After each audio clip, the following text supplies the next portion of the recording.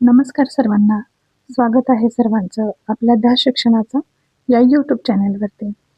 तर शिक्षक होण्याचं स्वप्न पाहणाऱ्या माझ्या सर्व बंधू आणि भगिनींचं मी आपल्या चॅनलवर सहर्ष स्वागत करते. तर आज आपण पाहणार आहोत महा-TET 2025साठी नोव्हेंबर 2024 मध्ये झालेला हिंदी पेपर क्रमांक 2. तर हिंदी पेपरमध्ये आपल्याला कोणत्या प्रकारचे प्रश्न विचारले गेले आहेत ते आपण पाहणार आहोत. तर चला बघूया. तर बघा, ही आहे आपली हिंदीची पेपर क्रमांक 2ची प्रश्नपत्रिका. बघा, इथे लिहिलेलं आहे माध्यम हिंदी. आणि प्रत्येकाला प्रश्न होता आणि प्रत्येकाला एक भीती होती की आता आम्ही हिंदी माध्यम निवडला आहे, तर आता आम्हाला प्रश्न कशा प्रकारे येणार आहेत. तर बघा, मी तुम्हाला हा पेपरच दाखवत आहे, तर प्लीज कुणीही घाबरू नका, कोणीही टेन्शन घेऊ नका. जरी तुम्ही हिंदी माध्यम दिला असेल तर फक्त तुम्हाला एकच सब्जेक्ट हा हिंदीमध्ये येणार आहे. बाकी तुमचा संपूर्ण पेपर हा मराठीमध्ये असणार आहे. बघा, इथं मेन्शन केलेलंच आहे, आपल्याला दिसतंय की विषय एक आहे, म्हणजे पहिला जो पेपर येणार आहे त्याच्यामध्ये 1 ते 30 प्रश्न आपले हिंदीचे असणार आहेत. 30 ते 60 प्रश्न हे आपल्याला इंग्रजी किंवा मराठीचे असणार आहेत. ज्यांनी दुसरा विषय दिलेला आहे मराठी, त्यांचं मराठी असेल, ज्यांनी इंग्रजी दिलं असेल त्यांचं इंग्रजी असेल. तर तिसरा असणार आहे आपलं बालमानसशास्त्र व अध्यापनशास्त्र, हे मराठीमध्येच असणार आहे. आणि चौथा जो सेक्शन असणार आहे आपला, तो सामाजिक शास्त्राचा असणार आहे, ज्याच्यावरती आपल्याला 60 प्रश्न विचारले जाणार आहेत. तर बघा, मनातून आता तुमच्या किती गेले असेल की आपल्याला प्रश्न काय हिंदीमध्ये विचारणार आहे की इंग्लिशमध्ये. तर असं काही नाही, ही भीती सर्वप्रथम तुम्ही तुमच्या मनातून काढून टाका. तर चला आता पाहूया आपण प्रश्न आपल्याला कोणत्या प्रकारे विचारले आहे. तर बघा, ही आहे आपली हिंदीची प्रश्नपत्रिका, जी की नोव्हेंबर 2024 मध्ये आपल्याला विचारली गेली होती किंवा आले होते. तर बघा, आता पाहूया आपण प्रश्न क्रमांक 1. तर बघा, पहिला प्रश्न आहे, गुलदस्ते में गुलाब के 5 फूल है, इस वाक्य में प्रयुक्त 5 इस विशेषण का भेद कोणता आहे. तर बघा, आपल्याला काय सांगितलं की 5 याचं विशेषण काय आहे. तर बघा, गुण विशेषण, परिणाम विशेषण, परिमाणवाचक विशेषण, 2 आहे संख्यावाचक विशेषण आणि 3 आहे जातीवाचक विशेषण. तर बघा, 5 हे काय आहे तर आपल्याला माहितीच आहे, संख्या जिथे येते तिथं काय होतं, संख्यावाचक विशेषण. तर याचं आपलं योग्य उत्तर आहे संख्यावाचक विशेषण. तर बघा, प्रश्न क्रमांक 2 आहे आपल्याला, देखना क्रिया का द्वितीय प्रेरणार्थक रूप क्या होता है. तर बघा, देखना या क्रियेचं द्वितीय प्रेरणार्थक रूप आपल्याला काय सांगता येईल. तर याचं द्वितीय प्रेरणार्थक रूप आहे देखना, दिखवाना, हे याचं प्रेरणार्थक रूप आहे. तर बघा, पुढील आपला प्रश्न आहे तीसरा प्रश्न, मैंने पलटते हुए लिफ्ट की तरफ देखा, इस वाक्य में प्रयुक्त अव्यय का भेद क्या है. तर बघा, इथं काय सांगितलं आपल्याला, अव्यय भेद आपण ओळखायचा आहे. तर बघा, 1 आहे क्रियाविशेषण, 2 आहे संबंध सूचक, 3 आहे समुच्चय बोधक आणि 4 आहे विस्मयादी बोधक. तर बघा, याचं योग्य उत्तर आहे आपलं पर्याय क्रमांक 1 क्रियाविशेषण. तर काय होतं, यातला अव्यय का भेद काय होतं, क्रियाविशेषण. तर बघा, चला आपण पाहूया पुढील आपला प्रश्न, निम्न शब्दों में से वर्तन की दृष्टि से शुद्ध शब्द कोणता आहे. तर बघा, याच्यामधून आपल्याला शुद्ध शब्द ओळखायचा आहे. तर 1 आहे परिस्थिती, 2 आहे परिस्थिती, 3 परिस्थिती आणि 4 परिस्थिती. याच्यामधलं आपल्याला काय करायचंय, शुद्ध वर्तनी म्हणजे चुका शोधून, म्हणजे की चुकीचा शब्द, बरोबर शब्द, जिथं की काना, मात्रा, वेलांटी चुकीची दिलेली असते, अशा प्रकारचा आपल्याला शुद्ध वर्तनी म्हणजे योग्य शब्द कोणता आहे तो आपण काय करायचा आहे, इथं ओळखायचा आहे. तर ह्याच्यामधला बघा, आपला योग्य शब्द आहे शुद्ध वर्तनी मधला कोणता शब्द आहे, तर परिस्थिती क्रमांक 3. तर बघा, पुढील प्रश्न आपला आहे, तीर शब्द की सही भिन्नार्थक शब्दों की जोड़ी कौन सी है. तर 1 आहे बाण किनारा, 2 आहे बाणधनुष्य, 3 आहे धनुष किनारा आणि 4 आहे नाव किनारा. तर बघा, या प्रश्नाचं आपल्या योग्य उत्तर आहे, तर आपलं याचं योग्य उत्तर आहे पर्याय क्रमांक 1 बाण किनारा. तर पाहूया आपण पुढील आपला 6वा प्रश्न. तर निम्न शब्द में से कृदंत शब्द कोणता आहे? तर बघा, कृदंत शब्द हा काय आहे हे आपण सांगायचं आहे. राजा, नगर, लढाई किंवा सिंहासन. तर याचं आपलं योग्य उत्तर आहे कृदंत शब्द काय आहे तर लढाई. लढाई हा कृदंतचा शब्द आहे. तर बघा पुढील प्रश्न आपण पाहूया. पुढील आपला प्रश्न आहे, निम्न शब्द में से तद्धित शब्द कोणचे किसे कहेंगे? तर बघा, तद्धित शब्द 1 आहे झगडालू, 2 आहे बुद्धिमान, 3 आहे आयडियल आणि 4 आहे घुमक्कड. तर बघा, याचं आपलं योग्य उत्तर आहे बुद्धिमान, हे याचं योग्य उत्तर आहे. तर बघा पुढील प्रश्न, त, थ, द, ध, न ये व्यंजन उच्चारण स्थान की दृष्टि से किस वर्ग में आते हैं? तर बघा, कंठ्य, दंत्य, तालव्य आणि मूर्धन्य. तर बघा, आपल्याला माहिती आहे कंठाद्वारे आपण ज्याचा उच्चार करतो ते कंठ असतं. दाताद्वारे म्हणजे आपली जीभ दातांच्या मध्ये येते तिथं आपण दंते हे उच्चार करतो आणि तालव्य म्हणजे आपली जीभ टाळूला लागून हा जो उच्चार येतो त्याला आपण तालव्य असे म्हणतो. तर बघा, याचं योग्य उत्तर आहे आपलं पर्याय क्रमांक 2 दंत्य. तर बघा, त, थ, द, ध, न याचा उच्चार करताना आपली जीभ आपल्या दाताला घर्षण करते, त्यामुळे हे दंत्य वर्गामधील आहेत. तर चला पाहूया आपला पुढील प्रश्न. तर आपला पुढील प्रश्न आहे, दिन में उजाला. आपला पुढील प्रश्न आहे बघा, दिन में उजाला होता है इस वाक्य का निषेधार्थ वाक्य निम्न में से क्या होगा? बघा, दिन में उजाला होता है याचा निषेधार्थ वाक्य आपल्याला सांगायचं आहे. आता बघा, पर्याय क्रमांक आपला 1 आहे रात में उजाला नहीं होता है. बरोबर आहे, रात्री उजाला असतो का? नाही. रात में उजाला होता है. दिन में अंधेरा होता है.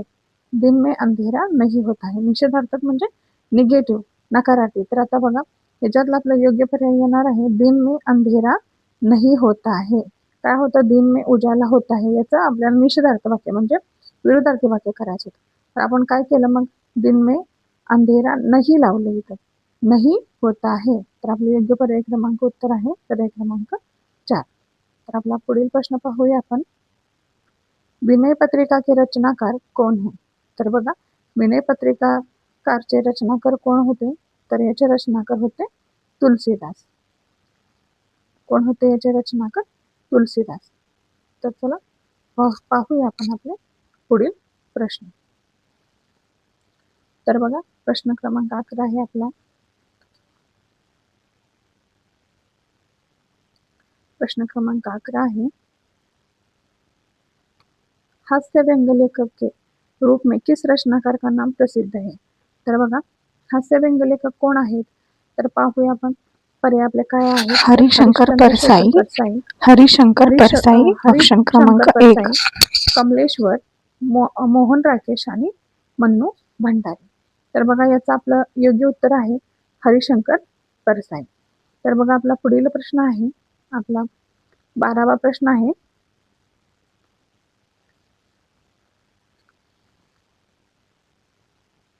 निम्न शब्द में से कौन सा तत्सम शब्द है? तर बघा, तत्सम शब्द काय असेल? 1 पर्याय क्रमांक 1 द्रुत, 2 टेन्शन, 3 अखबार 2 आणि 4 आहे तो खिडकी. तर यातला द्रुत शब्द आहे आपला पर्याय क्रमांक, तत्सम शब्द आहे आपला. तर बघा, पुढील प्रश्न आपला आहे, निम्न शब्द में से कौन सा शब्द तत्सम शब्द है? तर बघा, आपले पर्याय आहेत पर्याय क्रमांक 1 द्रुत, 2 स्टेशन, पर्याय क्रमांक 3 अखबार आणि 4 आहे खिडकी.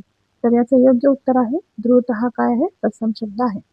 तर बघा, पुढील प्रश्न आपला आहे की आपल्याला कविता सुद्धा दिलेली जाते बघा. तर आता इथं आपल्याला 13 ते 15 मार्कापर्यंत म्हणजे 15 नंबरच्या प्रश्नापर्यंत कवितेवरती आपल्याला काय केलेलं आहे तर प्रश्न विचारलेले आहेत. तर बघा, आपण पाहूया कवितेवरील प्रश्न. तर तुम्हाला प्रत्येक वेळेला कविता आणि पॅसेज जसं मराठीला आपले प्रश्न येतात त्याच प्रकारे तुम्हाला इथं हिंदीमध्ये सुद्धा प्रश्न येतात. तर आपण कविता वाचूया. तर बघा, दिवसा वसान का समय, मेघमय आसमान से उतर रही है वह संध्या सुंदरी परिसी। धीरे धीरे तिमिराचल में चंचलता का नहीं कहीं आभास, मधुर मधुर है दोनों उसके अधर, किंतु जरा गंभीर नहीं है उनके हास्य विलास। हंसता है तो केवल तारा एक, गुंथा हुआ उन घुंघराले काले काले बालों से। हृदय राज्य की रानी का वह करता है अभिषेक, असलता असलता की सी लता, किंतु कोमलता की वह कली। सुखी नीरवता के कंधे पर डाले बाह, छाहसी अंबरपथ से चली. तर बघा अशा प्रकारे आपल्याला ही कविता दिलेली आहे आणि याच्यावरती आपल्याला काय केलेलं आहे तर प्रश्न विचारलेले आहेत. तर किती आहेत प्रश्न क्रमांक 13 ते 15 पर्यंत. तर बघूया आपण आपला प्रश्न. तर कविता में प्रयुक्त अंबर शब्द का सही अर्थ क्या है. तर आता बघा अंबर या शब्दाचा सही अर्थ काय आहे म्हणजे बरोबर अर्थ काय आहे. तर बघा पर्याय क्रमांक 1 आहे आकाश, 2 आहे पाणी, 3 आहे रस्ता आणि पर्याय क्रमांक 4 आहे हवा.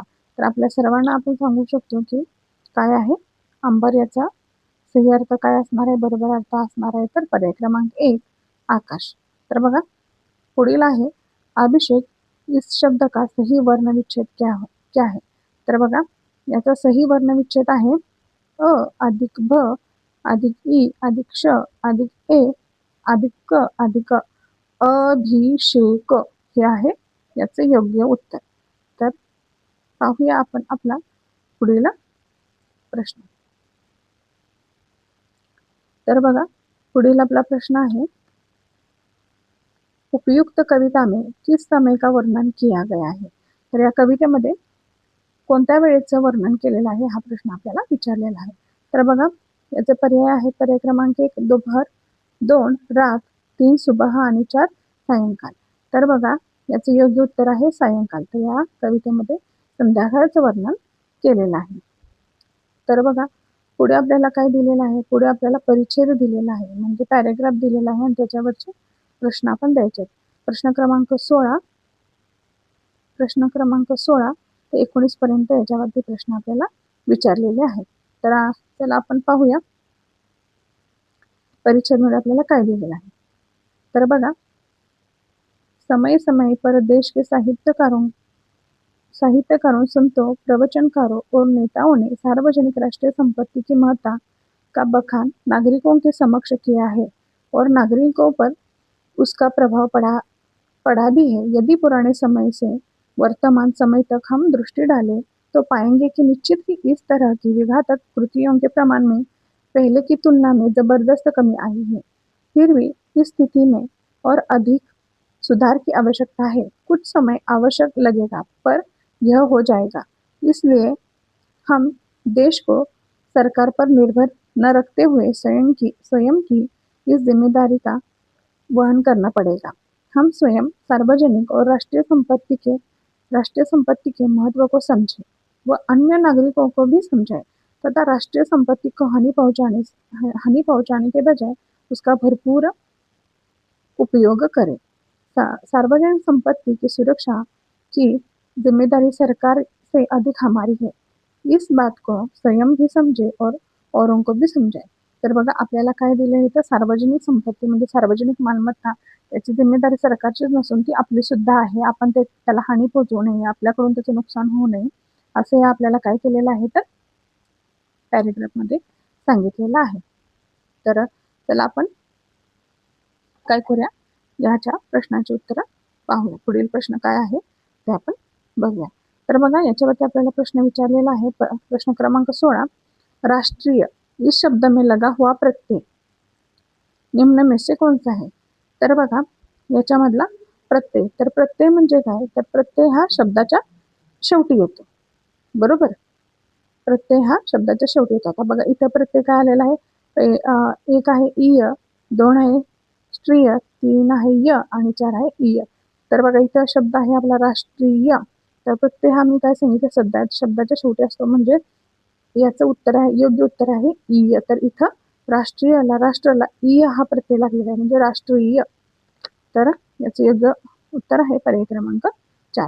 तर चला पुढील प्रश्न आपण पाहूया. आपला प्रश्न आहे परिच्छेद में प्रयुक्त जिम्मेदारी शब्द का बहुवचन में निम्न में से क्या है? तर बघा, जिम्मेदारीचं बहुवचन आपल्याला सांगायचं आहे, म्हणजे जिम्मेदारीचं अनेक वचन आपल्याला सांगायचं आहे.